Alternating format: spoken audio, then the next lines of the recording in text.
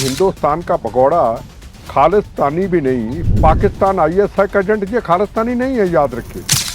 ये आईएसआई के एजेंट है, इनको आईएसआई फंडिंग करती है, आईएसआई चाइना भी इनको फंडिंग करता है। पूरे सिख धर्म से आवाज क्यों ना उठे भी पन्नू तू मामा लगता है हिंदुस्तान का, तू पंजाब का क्या लगता है, क्या तेरा पंजाब में रोल क्या है तेरा। और मैं तो ये कहूँगा सच्ची श्रद्धांजलि तो अब यही होगी कि पीओ के अब ले लेना चाहिए, कैसे भी हो पीओ के अब ले।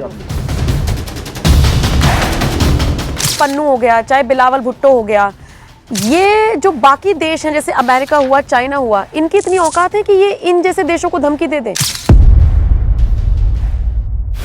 उसकी तरफ देखो तो सही, दुनिया उसके साथ खड़ी है।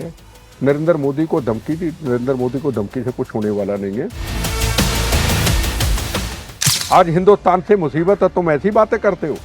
संजय राउत ये कहेगा कि अमित शाह आप इस्तीफा दो, मैं कहता हूँ संजय राउत को पकड़ के, और सिमरनजीत सिंह मान अभी पंजाब के अंदर बीएसएफ के बॉर्डर पे चला गया, बॉर्डर खोल दो। इस वक्त बड़ा सही मौका, मोदी जी को कहो एक ऐलान कर दो, जिसने पाकिस्तान जाना चले जाओ, दरवाजे धक्का दो, इनको पाकिस्तान भेजो इस प्रोफेसर औरत को पाकिस्तान, इस पे देशद्रोही का मुकदमा दर्ज करे, इसकी आती।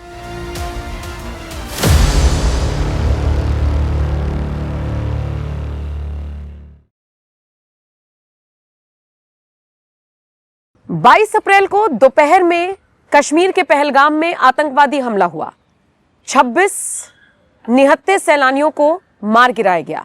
उनका धर्म पूछकर, उनके कपड़े उतरवाकर, उनसे कलमा पढ़वाकर, जो कुछ नहीं करना चाहिए था वो सारी चीजें उन मासूमों के साथ की गई। और उसके बाद से ही पूरे देश में उबाल है पाकिस्तान के खिलाफ कि इन आतंकियों को सूली पर चढ़ाया जाए और इन जैसे आतंकवादी, इनकी साथ पुश्ते याद रखें, ऐसा अंजाम पूरे पाकिस्तान को भुगतना होगा। इस तरह की मांग लगातार सरकार से उठाई जा रही है।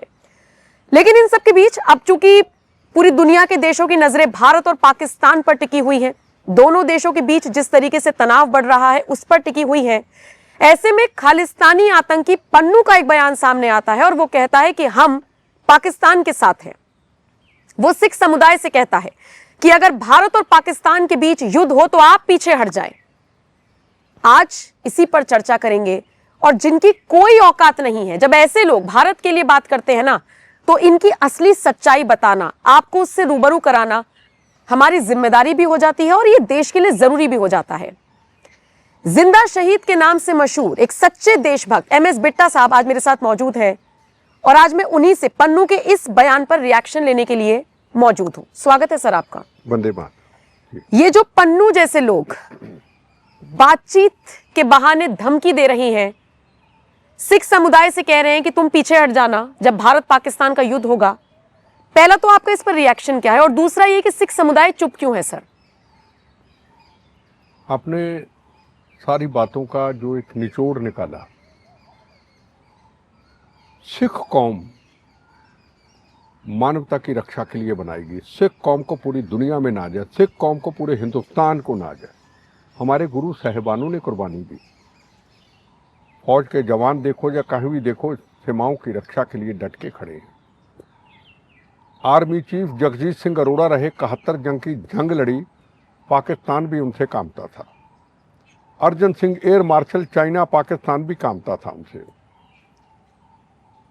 आपने बहुत सवाल एक अहम किया कि सिख समुदाय चुप क्यों है। 2% की आबादी में जिसके आगे पूरी दुनिया सिर झुकाती हो, और उस कौम में से को निकल के हिंदुस्तान का भगोड़ा खालिस्तानी भी नहीं, पाकिस्तान आईएसआई का एजेंट, ये खालिस्तानी नहीं है, याद रखिए। ये आईएसआई के एजेंट है, इनको आईएसआई फंडिंग करती है, आईएसआई चाइना भी इनको फंडिंग करता है। और ये वही लोग हैं जो अमेरिका के अंदर तिरंगे झंडे का अपमान करते हैं, ये वही लोग हैं जो कनाडा के अंदर मंदिरों पे हमले करते हैं, हनुमान मंदिर पे हमला करते हैं, ये वही लोग हैं जो तिरंगे झंडे को उतार करके उसका फुटबॉल बना के खेलते हैं, ये वही लोग हैं जो अक्षरधाम पे अमेरिका पे हमला करते हैं, ये वही लोग हैं जो बाबा साहब अम्बेडकर के स्टैचू को उसका अपमानित करते हैं, ये वही लोग हैं।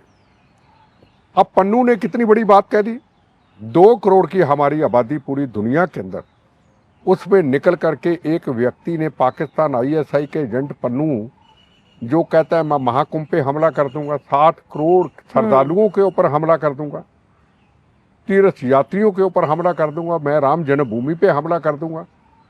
और आज उससे भी और आगे चल के कहता है अगर जंग हुई तो पंजाब के रास्ते से हिंदुस्तान की फौज को हम गुजरने नहीं देंगे। कौन है पन्नू? पूछना चाहता हूं, इसका पंजाब हिंदुस्तान में क्या बेस है? आपने बात चुप्पी की कही। हिंदुस्तान के मेरे सिख भाई क्यों ना बोले? पूरे हिंदुस्तान के अंदर गुरुद्वारा साहब के अंदर बैठ करके गुरु महाराज की अरदास करके पूरी मीडिया को बुला के ये क्यों ना कहें कि हमारा पन्नू से कोई नाता नहीं, ना ये खालिस्तानी है ना कुछ है, ये आतंकवादी है, ये पाकिस्तान का है, ये पाकिस्तान आईएसआई का एजेंट है, ये हमारे सिख कौम का अपमान करता है, हमारे गुरु महाराज की सोच पे उल्ट चलता है, हमारा इससे कोई नाता नहीं। क्या किसी का जवाब आया कोई? तो क्या शक हमारे ऊपर नहीं को करेगा? मुस्लिम समुदाय जिनके ऊपर हम कोई उम्मीद करते थे कि ये इस टाइम के ऊपर को बुरी भाषा का प्रयोग करेंगे, वो भी उन्होंने कश्मीर के अंदर विधानसभा के अंदर अमर अब्दुल्ला ने और सारी विधानसभा ने जो पहलगाम में घटना हुई उसका विरोध किया। बिल्कुल। और अमर अब्दुल्ला ने यह भी कहा कि मेरी अब इतनी हैसियत नहीं, मैं उनसे क्षमा मांग लूं। उन्होंने महसूस किया कि कहीं ना कहीं हमारी सुरक्षा में किसी में चूक हुई। पर जब पहलगाम के अंदर जो टेररिस्ट थे उनको बरूदों से जब उनके घरों को ढेर कर दिया गया, कश्मीर का कोई मुसलमान खुल करके सामने विरोध नहीं किया कि आप गलत कर रहे हैं। एक शहीद की पत्नी ने जरूर कहा, ये करनाल की शहीद की पत्नी ने जरूर कहा कि मुसलमानों को निशाना मत बनाओ। आज कोई पेपर में आया, विनय नरवाल की पत्नी। ठीक है, चलो उन्होंने सही कहा भी ऐसे मत करो। पर मुझे एक चीज बताओ कि इतनी प्यारी सिख कौम जिस पे दुनिया नाच करती है, पूरा हिंदुस्तान नाच करता है, हरमंदिर साहब के अंदर 110% हिंदू धर्म आके वहां नमस्तक होता है, वहां मुसलमान भी आता है, ईसाई भी आता है, पूरी दुनिया आती है, तो पूरे सिख धर्म से आवाज क्यों ना उठे? भी पन्नू तू मामा लगता है हिंदुस्तान का, तू पंजाब का क्या लगता है? क्या तेरा पंजाब में रोल क्या है तेरा? कब से पंजाब का तू भगौड़ा है? तू कौन है ये कहने वाला कि पंजाब से गुजरने नहीं देंगे? तेरे साथ है कौन? तेरे साथ वो हैं जिनको तू 50,000 20,000 दे के वहां पे खालिस्तान के नारे लिखवाता है, वहां दीवारों के ऊपर नारे लिखवाते हो। तुम वही हो ना जो बाबा साहब अम्बेडकर की मूर्ति को अपमानित करते हो 50,000 20,000 दे के, यही तुम करते हो। तो आपने जो बात कही उसका मेरा एक ही जवाब है कि चुप्पी रहना भी समर्थन करता है, चुप्पी रहना भी गुनाह है। हमारी पगड़ी को बेइज्जत किया जा रहा है, हमारी पगड़ी को बार बार बदनाम किया जा रहा है, तिरंगे झंडे को फुटबॉल बना के पगड़ी पहन के रोदा जा रहा है, हनुमान मंदिर पे हमले हो रहे हैं, अक्षरधाम पे हमले हो रहे हैं, राम जन्मभूमि पे बम ब्लास्ट करने की बात होती है, बब्बर खालसा के टेरर जो राम जन्मभूमि पे जहाँ महाकुंभ पे हमला करने की बात करते वो पकड़े जाते हैं, तो सिख समुदाय क्यों ना बोले? बिल्कुल। ये छोटा सा विषय नहीं है, ये विषय बहुत बड़ा है। और आप जब इंटरव्यू दिखाएं उनकी वीडियो जरूर दिखाएं। और देश के सिख समाज को मैं हाथ जोड़ के निवेदन करूंगा, कल को कभी भी अभी नबी कोई महाकुंभ जैसी को घटना हो गई तो हमें भुगतान भुगतना पड़ेगा। ये मैं बता दूं, आज का भारत है ये, और आज इस भारत माता पे मुसीबत पड़ी है। हमारे घर में घुस के हमारे 27 लोगों को उन्होंने शहीद कर दिया। कल मैं था भावनगर में था, माँ को मिला, पत्नी को मिला, माँ के सामने बेटा खो लिया, पत्नी के सामने पति खो लिया, एक बेटा झाड़ियों में छुप करके वो बच गया। उस माँ की हालत, उस पत्नी की हालत क्या होगी? और आज पाकिस्तान हमें धमकी देता है, पानी अगर बंद कर दिया तो हम खून की नदियां बहा देंगे। एक चोरी, एक सीना जोरी, तो उसका एक ही आज इलाज है, पहले तो सिख समाज सामने आए। देखो इनको अब प्रॉब्लम सबसे बड़ी ये जो मेरी लाइफ का अनुभव है, इन चंद लोगों को गंद बोलने की आदत हो गई। हमारी इतनी प्यारी धरती, सतना वाहिगुरु, इतनी प्यारी कौम, चंद लोगों ने हमारी पगड़ी को बदनाम कर दिया। पर जो चुप रहते हैं वो भी गुनाहगार बन जाते हैं, जो चुप रहते हैं वो भी गुनाहगार बन जाते। अगर MS बिट्टा बोलता है तो मन मन पक्की ये गाली देंगे, ये गंदी भाषा का प्रयोग करेंगे। इनको बार बार एक ही कहना चाहूँगा, तुम्हारे बम्बों से नहीं डरे, तुम्हारी गोलियों से नहीं डरे, मौत हमारी दोस्त है, गालियों से भगा दोगे हम। पहले भारत माँ है।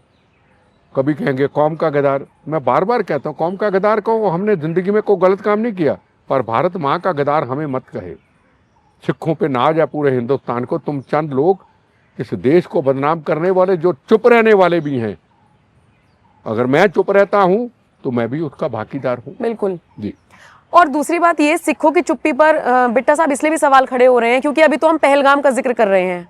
मुझे याद आता है वो अनंतनाग वाला पूरा नरसंहार, 35-36 सिख थे, सरदार थे, उनको खड़ा करके मैं आपकी मौत के घाट उतार दिया था। उनके परिवार आज भी रो रहे हैं। मैं बताता हूं, उस वक्त भी बिल क्लिंटन हिंदुस्तान में आए थे, जिस तरीके से अब उपराष्ट्रपति आए, तो उस वक्त उन्होंने 25 के करीब मेरे सिख भाइयों का कत्लेआम कर दिया था। उस वक्त भी माओ के सामने उनके बच्चे, पत्नी के सामने उनके पतियों को खोना पड़ा था। आज तक उनको इंसाफ नहीं मिला। कश्मीर का मुद्दा पूरी दुनिया में उठाने के लिए उन्होंने हरकत की।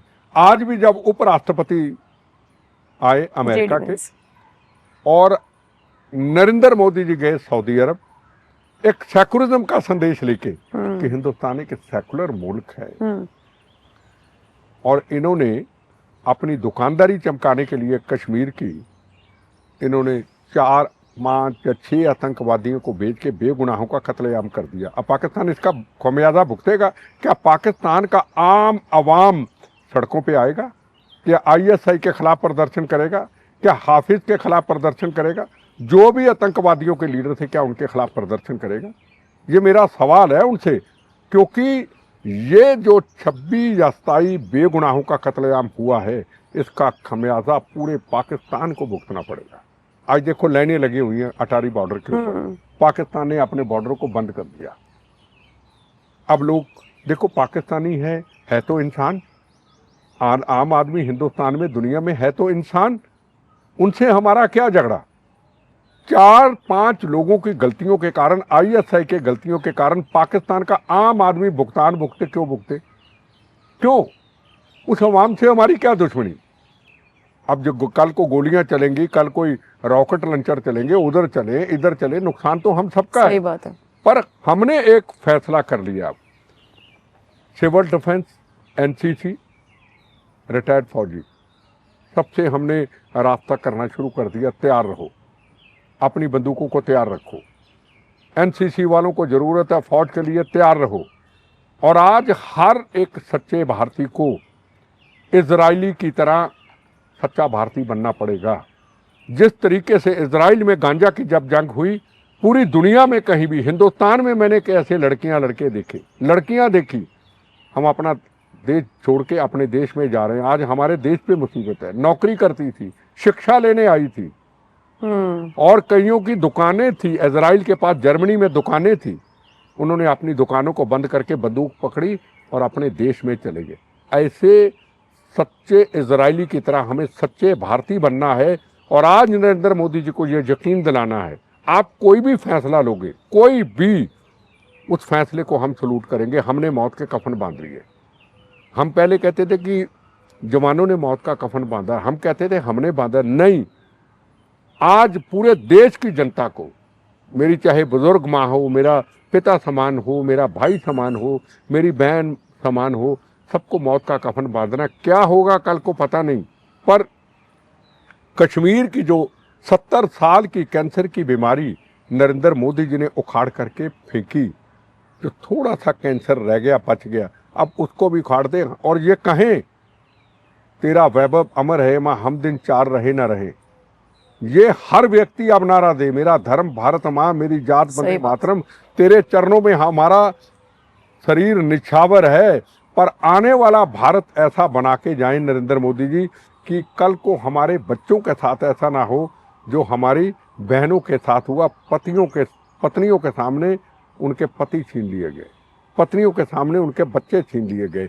ऐसा काम ना हो। ऐसा काम नरेंद्र मोदी जी कर दो। पर होगा तभी जब हर सच्चे भारतीय को मौत का कफन बांधना पड़ेगा। मैं नहीं कहता गोली उठाए, मौत का कफन, हम जिंदा रहें या ना रहें।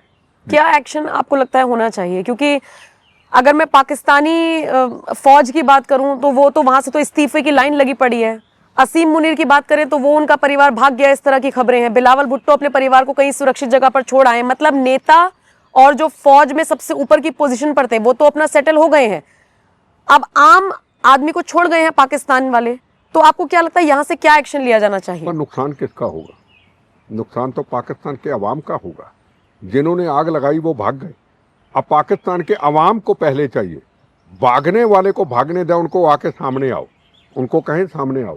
देखो आज का हिंदुस्तान की जो तस्वीर है, मैं आपको ये नहीं कहना चाहूँगा सरकारों ने क्या अपनी एक असूल बना रखे, कब उन्होंने एक्शन लेना है, क्योंकि कोई भी चीज़ इस वक्त मुंह से निकालनी बिल्कुल। और वो सुरक्षा लिहाजे से ठीक नहीं है। मैं आपको ये कहना चाहूँगा, जब 370 धारा हटी थी, क्या सुबह किसी को पता था?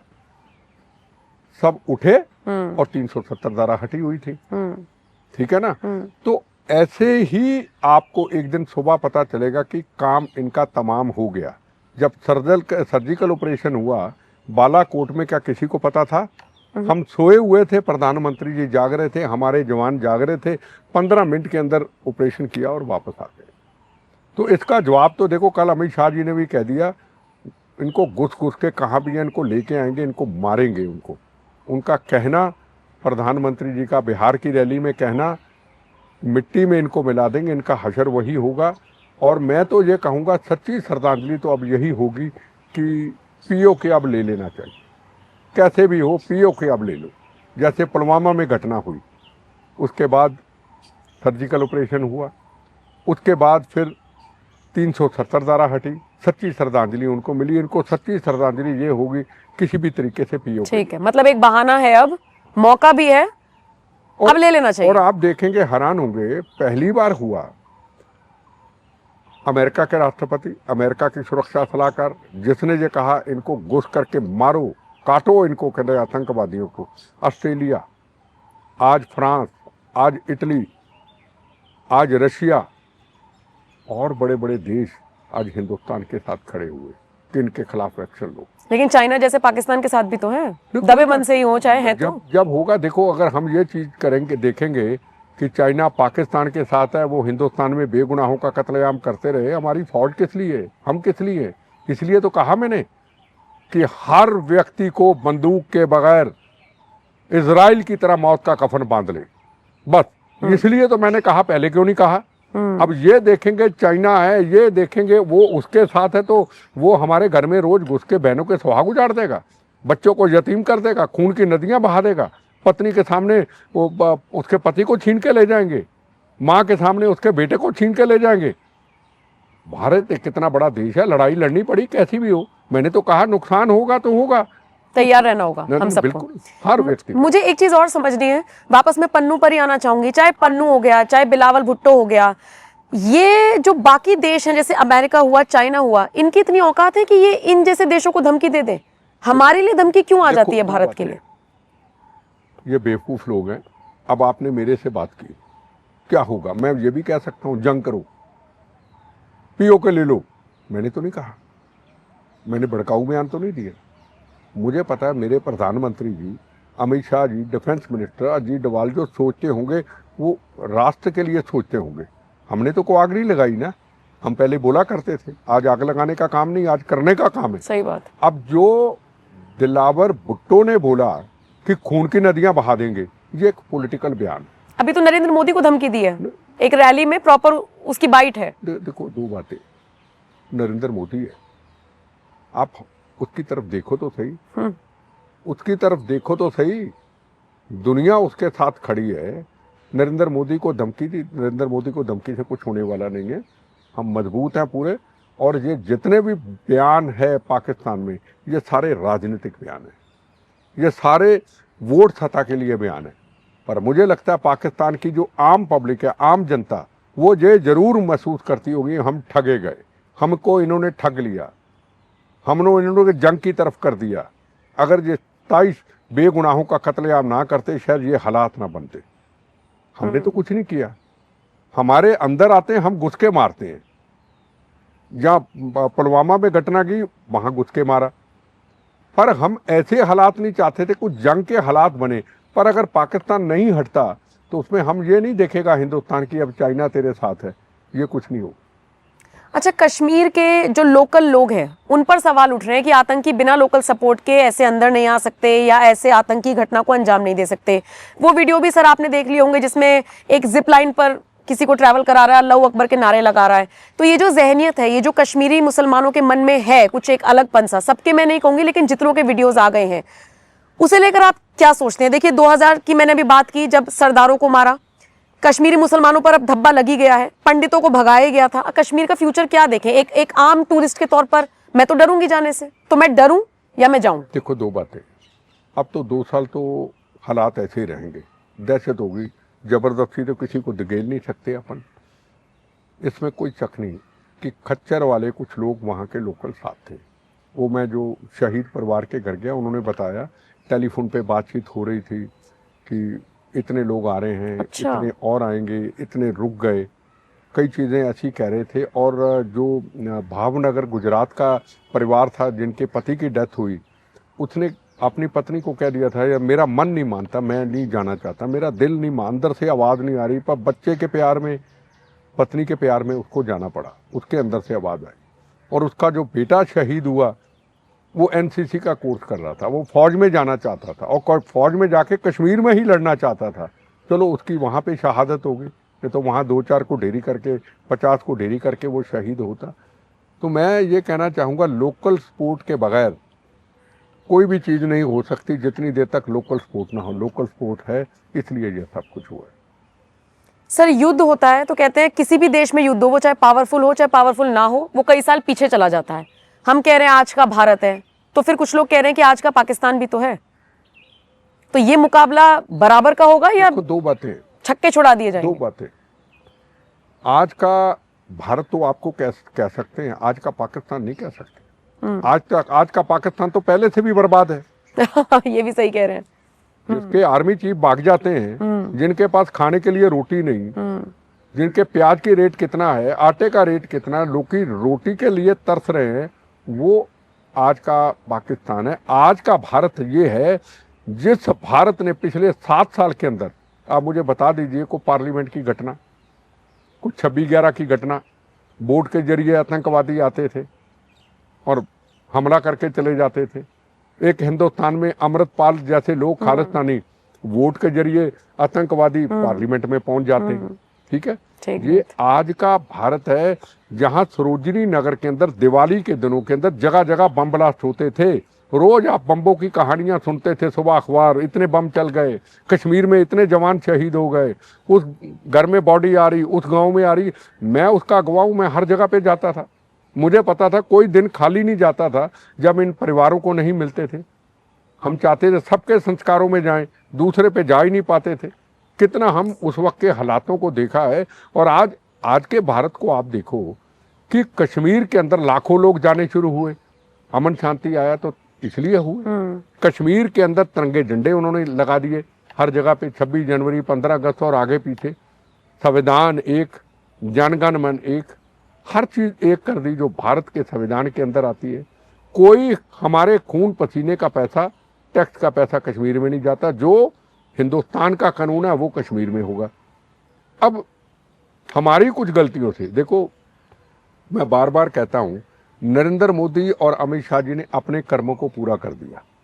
उन्होंने 370 धारा हटा दी, उन्होंने आतंकवाद में पूरे देश में नकेल डाल दी, उन्होंने दुनिया में भारत का नाम भी ऊंचा कर दिया। चलो राजनीतिक लड़ाइयाँ आपस में चलती हैं, पर मेरा एक ये भी सवाल है, देश के कई लोगों को मेरा सवाल है, अधिकारियों को सवाल है कि हमने अपनी जिम्मेदारी को पूरा किया, हमने अपने कर्तव्य को पूरा किया।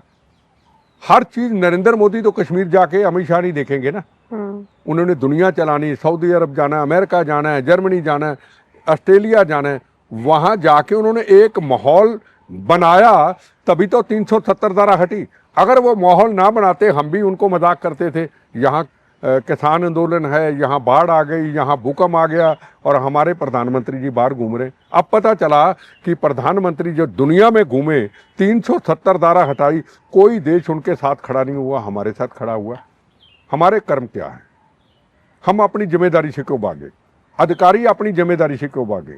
पॉलिटिशियन अपनी जिम्मेदारी से क्यों भागे? स्टेट इंटेलिजेंस एजेंसी अपनी जिम्मेदारी को क्यों भागे? स्टेट इंटेलिजेंस को पता नहीं था कि इतने लोग हैं इधर जा रहे, क्यों उनको इन्फॉर्मेशन नहीं मिली? क्यों वहां सुरक्षा नहीं लगी? अब उसका इल्जाम हम नरेंद्र मोदी जी पे लगाएं, उसका इल्जाम हम अमित शाह जी के ऊपर लगाएं? सवाल है उस जो उन्होंने इंसानों ने में भारत को आतंकवाद से मुक्त करके दे दिया, बड़े बड़े रास्तों का निर्माण कर दिया, हिंदुस्तान को अमेरिका की तरह वो बनाना शुरू कर दिया। आप सड़कों का निर्माण देखो, कहाँ से कहाँ जाना है, क्या सड़कों के निर्माण है। फौज को अगर इमरजेंसी अब जरूरत अगर फौज को पड़ जाए, उनके लिए सड़कों का जाल बिछा दिया। हम अपनी नहीं बात करके फौजियों के लिए सड़कों का जाल बिछा दिया। राष्ट्र और धर्म दोनों को मजबूत कर दिया। हमने अपने कर्मों को क्या किया? मैं भी तो आपके सामने एक व्यक्ति बैठा हूं बोनस की जिंदगी का। मैं बगैर वर्दी से एक सिपाही हूं। हिंदुस्तान के सिपाहियों के बूट भी उठाने पड़े तो मैं वो उठा सकता हूं। मैं भी तो एक अपने कर्म को कर रहा हूं। मैंने क्या लेना जी नरेंद्र मोदी जी से? मैंने क्या लेना अमित शाह जी से? मैंने क्या लेना बीजेपी से? मुझे तो राष्ट्र प्यारा है। अगर राष्ट्र के लिए वो व्यक्तियों ने किया है तो मैं पाकिस्तान के प्राइम मिनिस्टर का साथ दूंगा। मेरा सवाल है आपसे, मेरी भी तो एक जिम्मेदारी देखिए। मैं भगवान की कृपा से अपनी जिम्मेदारी को पूरा करता हूँ, शहीद परिवारों के घरों में जाता हूँ, लोगों को जगाने की, नौजवानों को कोशिश करता हूँ। तो एक पुलिस का ऑफिसर अपनी जिम्मेदारी को क्यों ना निभाए? उसने क्यों अवॉइड किया? उसने क्यों ध्यान नहीं दिया? अगर उसको पता था कि लोगों का आना जाना इन गर्मियों में इतना होगा, सेंट्रल गवर्नमेंट को क्यों नहीं कहा हमें इतनी सीआरपी चाहिए, हमें इतनी फौज चाहिए, हमें इतनी बीएसएफ चाहिए? स्टेट गवर्नमेंट मांगेगी तो सेंट्रल गवर्नमेंट देगी। हर चीज मोदी जी को ब्लेम करना, हर चीज अमित शाह जी को ब्लेम करना, ये ठीक नहीं। हम हर आदमी इजराइल की तरह एक फौजी बने, फिर इस देश को कोई कुछ नहीं बिगाड़ सकता। सर, एक तरफ आप जैसे लोग हैं और एक तरफ मैं कई लोगों के पोस्ट देख चुकी हूं जो सीधे सीधे तौर पर नरेंद्र मोदी और अमित शाह पर सवाल उठा रहे हैं। मैं बात कर रही हूँ लोक गायिका है नेहा सिंह राठौड़। मतलब 22 अप्रैल से लेके आज कितनी डेट हो गई, जब भी हम ये वीडियो रिकॉर्ड कर रहे हैं, उनके बैक टू बैक ट्वीट्स आ रहे हैं और फिर ये लोग कहते हैं कि मोदी तानाशाह है, हमें बोलने नहीं देते। एक प्रोफेसर है सर लखनऊ यूनिवर्सिटी की, वो योगी जी पर आ गई, वो कह रही है असली आतंकी को पहचानो। मेरी बात सुनो जी, ये लोग, इन लोगों को क्या करें? मैं बताऊं जी, तानाशाह नहीं, डिक्टेटरशिप की हिंदुस्तान को आतंकवादियों के लिए, बेगुनाहों के कत्ल करने वाले के लिए, बहनों के सुहागों की उजाड़ने वाले के लिए तानाशाह की जरूरत थी। यूपी की अगर आपने बात की, कौन सा दिन यूपी था जब योगी नहीं था? कौन सा दिन था जब बहन का सुहाग नहीं उजड़ता था? जब कोई माँ ये कहती थी कि 5 बजे के बाद मेरी बेटी, मेरा पति, सही बात, मेरी बेटी, मेरा पति, मेरा बेटा घर आ गया, वो दिन भूल गए। पॉलिटिकल टेररिज्म था। गाजियाबाद से लेके बिहार बॉर्डर तक आतंकवाद था। क्या योगी ने अकेले मुसलमान का पुलिस मुकाबले को मारे गए? शुक्ला भी था, जो थे उसने कहा जो यूपी के अंदर पॉलिटिकल टेररिज्म खत्म हो चुका, जो यूपी के अंदर किसी बहन के सुहाग को उजाड़ेगा, वो हिंदू होगा, वो मुसलमान होगा, वो सिख होगा, वो ईसाई होगा, मैं उनको छोड़ूंगा नहीं। मैं पॉलिटिकल टेररिज्म को पंजाब की तरह समाप्त करूंगा। हमने भी किया, पर हम फिर उस रास्ते पे आगे, पर जो उसने किया उसकी मिसाल है। कौन है वो प्रोफेसर जिसका नाम ले रहे हैं? कौन, क्या नाम है उसका प्रोफेसर? डॉक्टर मादरी। हाँ, मेरी बहस करा दो उससे, आओ उसको चैनल में। उसने बाकायदा एक ट्वीट किया जिसमें वो लिखती हैं कि असली आतंकी को पहचानो, और उसमें उसने लिखा है धर्म पूछकर गोली मारना आतंकवाद है, धर्म पूछकर बुलडोजर चलाना आतंकवाद है, वगैरह वगैरह ऐसे करके 4-5 पोस्ट किए हैं। फिर लखनऊ यूनिवर्सिटी ने उनको नोटिस जारी किया। कारण बताइए आपने ये ट्वीट क्यों किया है? फिर वो लोगों के निशाने पर आए, आलोचना का शिकार हो रही है। मेरा सवाल है कैसी मानसिकता है? मेरी बात सुनो, जो लोग कॉलेज के प्रोफेसर हों, स्टूडेंट को शिक्षा देते हों, वो यही कर्म करेंगे। जैसे यहाँ पे क्या नाम था वो जेएनयू यूनिवर्सिटी के अंदर घनैया था, वहाँ के भी तो प्रोफेसर थे। अफजल तेरे कातल जिंदा हैं, भारत माँ तेरे टुकड़े करेंगे, कैसी बातों का इस्तेमाल। आज कहाँ है वो? जो ये लोग हैं जो कहने वाले योगी को आतंकवादी है, वो औरत आतंकवादी है। उसकी जांच होनी चाहिए कि तेरे आईएसआई से क्या लिंक है, तेरी मानसिकता किसने खराब की, उसकी जांच हो रही है कि तेरे पाकिस्तान से लिंक है, तेरे आईएसआई के लिंक है। आज हिंदुस्तान से मुसीबत है, तुम ऐसी बातें करते हो। संजय राउत ये कहेगा कि अमित शाह आप इस्तीफा दो, मैं कहता हूँ संजय राउत को पकड़ के, और सिमरनजीत सिंह मान अभी पंजाब के अंदर बीएसएफ के बॉर्डर पे चला गया, बॉर्डर खोल दो। पाकिस्तान ने तो किया ही कुछ नहीं, ये नदी बंद ही नहीं कर सकते, ये मान कह रहा है, सिमरनजीत सिंह मान कह रहा है। इस वक्त बड़ा सही मौका मोदी जी को कहो, एक ऐलान कर दो, जिसने पाकिस्तान जाना चले जाओ, दरवाजे खोल दो, धक्का दो, इनको पाकिस्तान भेजो इस प्रोफेसर औरत को पाकिस्तान। इसकी ऐसी की तैसी औरत है तो औरत कुछ भी बोल देगी। राष्ट्र प्रथम है, तेरा वैभव अमर है मां, हम दिन चार रहे न रहे। कितने लोगों को उन्होंने बर्बाद किया होगा, कितने स्टूडेंट को उन्होंने जहर भरा होगा, इसकी जांच होनी चाहिए। कितने स्टूडेंट के अंदर, जो योगी को आतंकवादी कहती है, कितने स्टूडेंट के अंदर जहर भरा होगा, मुझे बताइए। योगी ने क्या हिंदू आतंकवाद था वहां पे? हिंदू आतंकवाद का मतलब कोई हिंदू था, किसी ने बहन का सुहाग उजाड़ा था, क्या उसको छोड़ा उसने? मेरा सबको बराबर किया है उन्होंने। ये तो आंकड़ा कह रहा है सर। आंकड़े कहते हैं एनकाउंटर हर उस अपराधी के हुए, वो चाहे किसी भी धर्म से ताल्लुक रखता हो। पीलीभीत के अंदर कोई लोगों को मार के पंजाब में चले गए और वहीं पुलिस मुकाबला वो, आप कहते सिखों पे अत्याचार हुआ। क्यों भाई, क्यों? आपको किसी ने, हमको किसी ने लाइसेंस दे दिया पगड़ी पहन के हम किसी का कत्लेआम कर दे, किसी का बहन का सुहाग उजाड़ दे, किसी बच्चे को यतीम कर दे, खून की नदियां बहा दे? यह पगड़ी मानवता की रक्षा के लिए है। अगर आप गलत काम करते करते आपको गोली लगती, सिखों पे जुल्म हो गया, वाह भाई वाह, हमें किसी ने लाइसेंस दे दिया। तो फिर यही कहूंगा सुप्रीम कोर्ट को और मोदी जी को कहूंगा, हम सिखों को एक लाइसेंस दे दो। आप सिंबू बॉर्डर पे टुकड़े टुकड़े कर दो किसी के व्यक्ति के। जब किसान आंदोलन धरना होता है, आप जाके फगवाड़ा के अंदर कोई निहंग सिंह का बाना पहन के एक हिंदू धर्म के एक नौजवान को उठा के पब्लिसिटी सोशल मीडिया में छाने के लिए उसको गुरुद्वारे ले जाओ कि ये गुरुद्वारा अपमानित करने आया, उसको गोली मार दो। अब अमृतसर के अंदर पट्टी एक गांव पड़ता है, वहां 2 हिंदू भाइयों के कृपाने चला दो। आप लुधियाना के अंदर स्कूटर पे हिंदू भाई जा रहा, उस पर आप कृपानों से वार कर दो। आप कोरोना काल के अंदर किसी पुलिस वाले का हाथ काट दो, निहंग सिंह का बाना पहन के। हमको लाइसेंस दे दिया किसी ने, हमको यह लाइसेंस दे दिया कि हम कहते पहले इंदिरा गांधी मारी, अब नरेंद्र मोदी तुमको मार देंगे। पहले इंदिरा गांधी मारी, अब अमित शाह तुमको मार देंगे। पहले इंदिरा गांधी मारी, बेटा तुमको मार दे। क्या हमको लाइसेंस दिया क्या? नहीं, मुझे बताइए लाइसेंस दिया क्या? जितने भी आतंकवादी हैं, ये कोई आतंकवादी नहीं है, ये कोई खालिस्तानी, ये पाकिस्तान के टुकड़ों पे पलने वाले आतंकवादी हैं। नाम है बब्बर खालसा, नाम है खालिस्तान कमांडो फोर्स। और आप देखिए अभी पाकिस्तान में 3 टेररिस्ट बीमारी से मर गए, उनका क्रियाक्रम पंजाब में हो रहा है। तो इसकी असलियत क्या है? और वहां धर्म के ठेकेदार उनके गले में हाथ डालने जाते हैं, स्वरूपे देते हैं। ये तो बड़े महान योद्धे थे, क्या सरकारें उनके खिलाफ कार्रवाई करेंगी? इस वक्त सरकार कानून बनाए, ऐसे हालात के वक्त ये कानून बनाए कि इस वक्त जब पाकिस्तान के साथ जंग की तैयारी चल रही है, जो भी इस मुल्क के साथ गद्दारी करेगा, देशद्रोही का मुकदमा दर्ज होगा। कोई हो, संजय राउत हो, सिमरनजीत सिंह मान हो, या लखनऊ की ये प्रोफेसर हो, इस पे देशद्रोही का मुकदमा दर्ज करे। इसकी ऐसी की तैसी आप जोड़िए, उधर जाके मेरे से बहस कराइए, इसको मैं देखता हूं, मैं आ जाता हूं लखनऊ।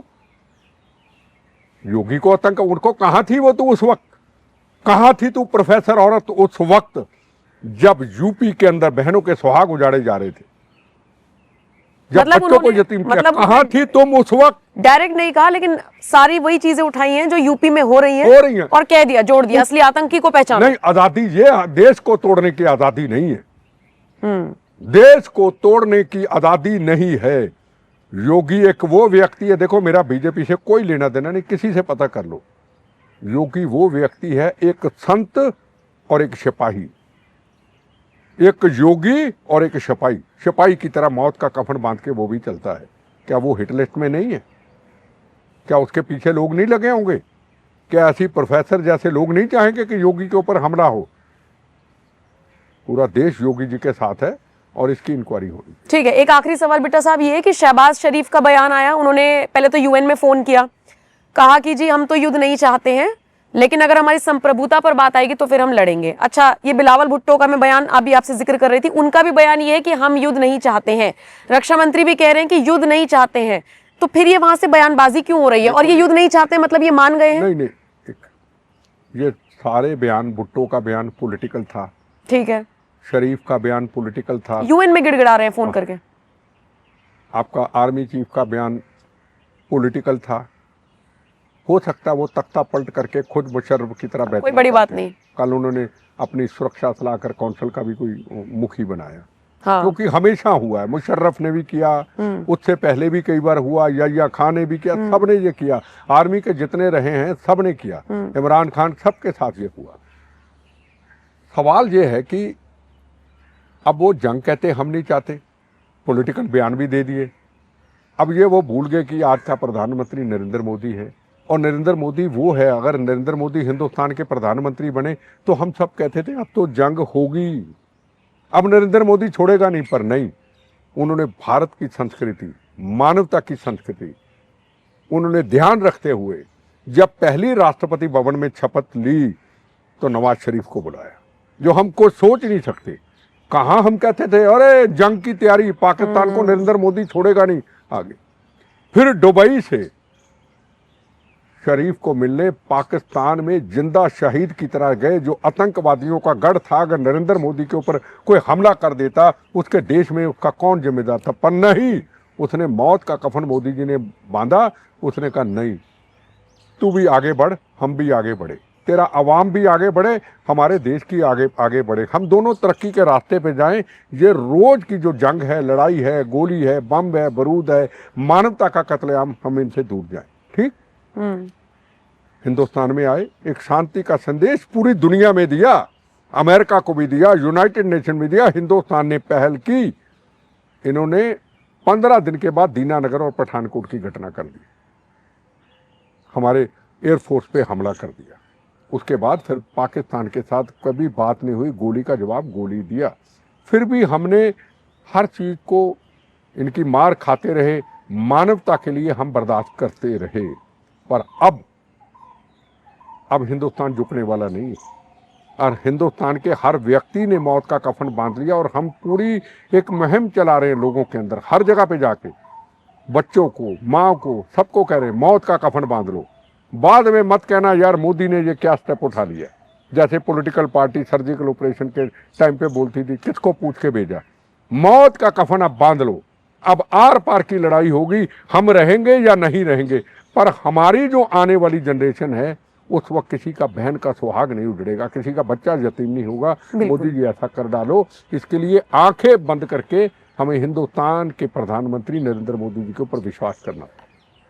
चलिए इसी इंटरव्यू को यहीं विराम देते हैं। बहुत बहुत शुक्रिया सर हमारे साथ जुड़ने के लिए, तमाम बातें रखने के लिए।